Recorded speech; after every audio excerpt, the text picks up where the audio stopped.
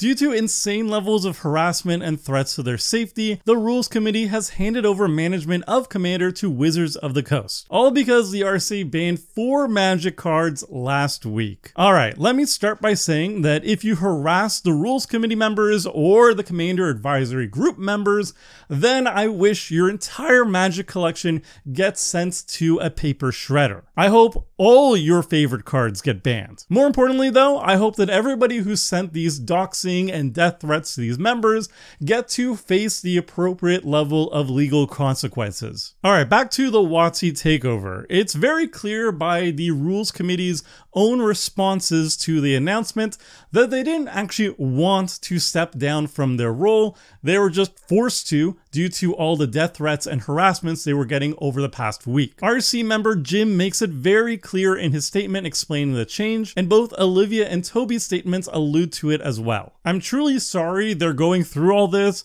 and I hope they get to recover from this situation in peace and safety. I'm also thankful that WOTC is stating that they'll take steps to protect the RC members and employees from this kind of threats. That said, I am skeptical about this takeover though. Whether or not you agree with the RC's decision-making or ban list philosophy in the past, their primary goal has always been to make Commander as fun and healthy of a format as possible. There has never been an ulterior motive here. But Wizards of the Coast, the new steward of the format, has a different primary goal: making money. Now, it's true that having a fun and healthy format is a way of making money, because a healthy and fun format means more people are going to be playing it, and that means more people buying the product. So Wizards of the Coast definitely prefers it to be a fun and healthy format as well. But if WOTC decides that doing something that is not healthy for the format is profitable enough that it's worth doing anyway, despite that, they're going to do it anyway.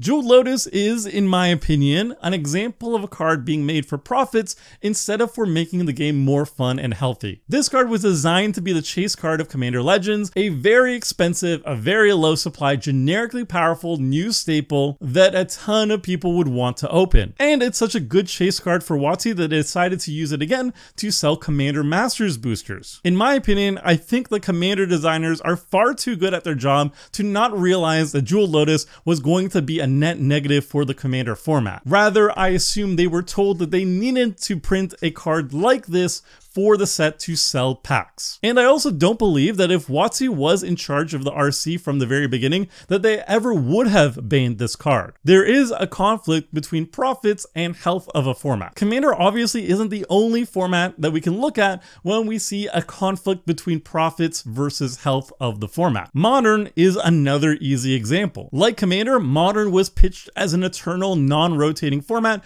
but thanks to the Modern Horizon series, the set has been essentially rotating every 2 years with each new Horizons release. All you get to keep with your deck is basically just the lands. 3 years ago, Ragavan set the internet ablaze as people were talking about how insane power creep has become in Modern, and now with Modern Horizons 3, the power creep has rendered the monkey unplayable in record time. Or look at how the One Ring, another card designed to be a chase card of its set, is the most played card in all of Modern, even over fetch lands. Literally 50% of all decks are running it, and somehow it's still not banned. Could it be that maybe WOTC is holding off banning the ring because it's still being used to sell packs of Lord of the Rings? I don't have a source to confirm this, but in my opinion, the answer is pretty obvious. Commander suffers similar issues with insane levels of power creep and Fire Hose product release schedules, making it basically a soft rotating format much like Modern is. If you brought an older mid-power deck from like 4 years ago that hasn't been updated since then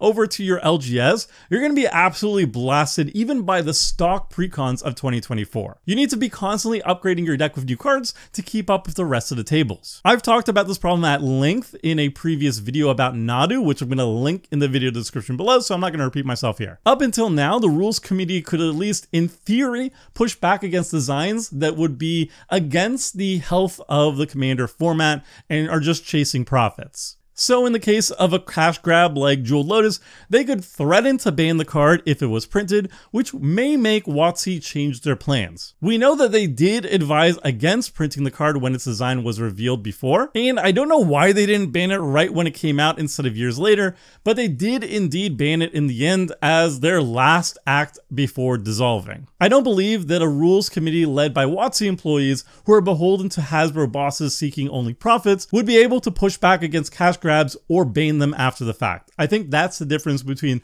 the volunteer RC and the WOTC RC. But I still have a glimmer of hope. Today, WOTC actually did a weekly MTG stream to address common concerns about the takeover, and they basically said all the right things. Aaron Forsyth assured us that they want to focus on the health of the format and making players happy, and Gavin explained that he will be building a Commander community panel of advisors, most likely including the same people from the RC and the CAG, to advise how to manage the format. So similar people will still have a degree of involvement, which I think is a very good thing. They're also going to reevaluate the ban list and see what they can unban, and stress that nothing else will be banned in the near future, emphasizing stability as being a key part of Commander, which I totally agree with, and also anything to prevent more death threats, right? Gavin also admitted that they consider Jeweled Lotus and Dockside Extortionist as Commander design mistakes because they are generic staples that are too good for too many decks. Similar to the issue with Arcane Signet, which I really appreciate them admitting after last week's shit show. Now, all this sounds really great, and I very much want to believe everything that was said. But again, we have lots of evidence pointing to the contrary. If they say Jeweled Lotus and Dockside were mistakes, why do they keep using them as chase cards to sell packs? Why not talk with the RC to ban them earlier and figure out a cleaner way to do it? Why did they go ahead and still make the One Ring way after designing these cards? Another generic staple that goes in every deck. When Aaron says that the company's way of making money is to make healthy formats and make people happy, why is the One Ring still not banned in Modern when it's clearly unhealthy for the format and people are just waiting for it to get banned already? Again, great speeches, but I'm seeing inconsistencies in the data. As much as I'm giving WOTC crap in this video though, I want to make it clear that I think the game designers of Commander are doing a fantastic job. I know for a fact that these are all incredibly talented people who have an immense passion for the game that they're designing for. I think if someone like Gavin was put in charge of Commander with little or no oversight, then personally I wouldn't have a single worry about the format at all. What I'm skeptical of is that Gavin can actually stand up to Hasbro executives who want blatant cash grabs to go through in Commander at the expense of the format as a whole. Moving from the doom and gloom though, one thing that I'm very cautiously optimistic about that they were discussing in more detail on the stream though, is the new bracket system that they're developing to work out rough power levels and aid in Rule Zero discussion, which is going to be most helpful in actually pickup games, which I think is where Rule Zero is the weakest in currently. Essentially, they're going to be ranking cards from 1 to 4, with 1 being the lowest power and 4 being the highest. And your deck is ranked based on the highest ranking card you're running. So in their example, if your deck has a Vampiric Tutor, then your deck is ranked 4, the highest ranking. But you could say in pre-game talk something like, hey, I'm running Vampiric Tutor in my themed vampire deck that is only a 2 without it. Is that okay? And go from there. I think this is a great way to get people to understand the power of the cards they're running, and maybe get people to cut cards that really have no place in jank tables. But at the same time, I have no idea if the community will actually adopt this new system.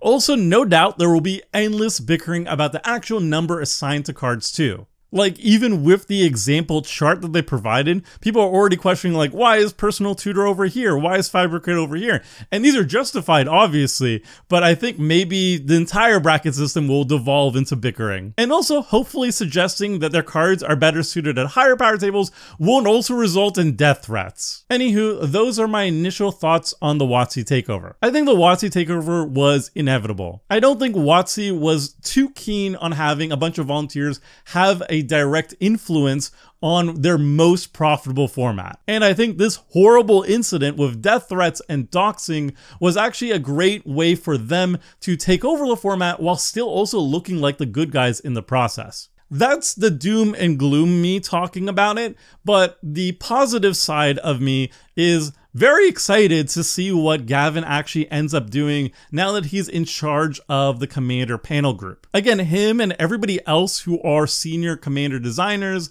like Melissa and Daniel and Corey, these are all immensely talented people, very passionate people, and they want what's best for the format. And I'm really excited to see them take a more active role in curating the format too. So maybe everything they did say in the stream is completely sincere. Maybe they do have the power to push back against cash grabs. Maybe they won't print any more jeweled lotuses in the format and focus away from generic staples. Maybe power creep will slow down a little bit. Who knows?